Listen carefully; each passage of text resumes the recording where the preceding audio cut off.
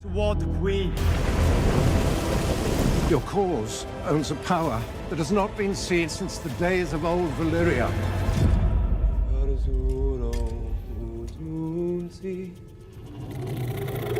Hey there, quirky folks! House of the Dragon just ended its first season with a bang. We got to witness Vhagar in action, and it was just glorious. This is the largest dragon that exists in House of the Dragon right now, and I am glad that we'll be getting much more of this in the next season at least. But after seeing Vhagar's true dominance in the season finale, people were left asking whether he can actually be defeated, because pulling that off seems totally impossible. But I have the answer to your question. I'm going to issue a big spoiler warning, because from here on out, I'll be talking about what happens in the finale and what comes next. So if you don't want to know, then you can opt out right now.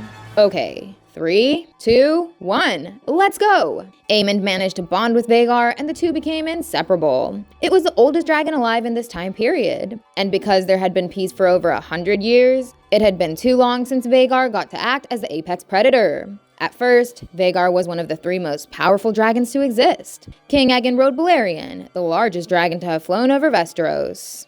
His younger sister-wife Rhaenys rode Meraxes, and his older sister-wife Visenya flew on Vhagar. During Aegon's conquest, Vhagar had fought in many battles. It is an extremely old and experienced dragon. That's why Vhagar knew exactly how to outsmart a small dragon like Eryx, and it killed Eryx almost immediately. Over time, Vhagar had been passed on to 4 riders in total. After Visenya, the dragon bent his back for Prince Baelon Targaryen, Lady Laena Velaryon, and Prince Aemond Targaryen. We recently saw Vhagar's ruthlessness against Lucerys and Eryx, and we're bound to see more of its menace. Its kill count is probably the greatest, and it also helps Aegon II in killing Princess Rhaenys and her dragon Meleys. But Vhagar's end has to come, and right now, there are only 2 known dragons who could take her on. It is being presumed that Vermithor could be the one to do so. After the death of Lucerys and Eryx, Daemon goes on to the cave where Vermithor is being held. For those who don't know, this is the 2nd generation dragon that came after Balerion, Meraxes, and Vhagar. And right now, it is the 2nd largest dragon after Vhagar. Known as the Bronze Fury, Vermithor was ridden by King Jaehaerys the Wise, and it will be passed on to a dragon seed, a Valyrian bastard called Hugh Hammer. So even though Vermithor could prove to be a great match for Vhagar, it won't be the one to kill her. If House of the Dragon follows George R.R. Martin's Fire and Blood, then it will be Daemon and Caraxes who will defeat Vhagar. In the coming seasons after Rhaenyra becomes queen, Daemon will leave her side and depart.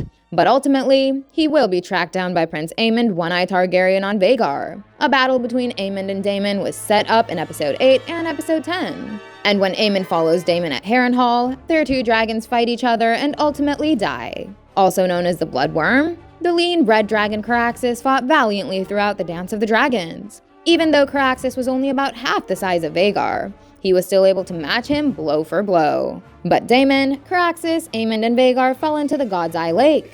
And while falling, Caraxes locked its teeth into Vhagar's throat and tore it out. Vhagar died right there and then, but Caraxes managed to live long enough to pull himself out of the water. He was the last dragon standing amongst the 2, but because Vhagar had opened up Caraxes' belly and torn one of his wings off, he also died. So that's how Aemond's dragon will be killed. All this epicness is in store for us in the coming season. So stay tuned, because the next few seasons of House of the Dragon will be totally amazing. Hit those like and subscribe buttons if you enjoyed this video.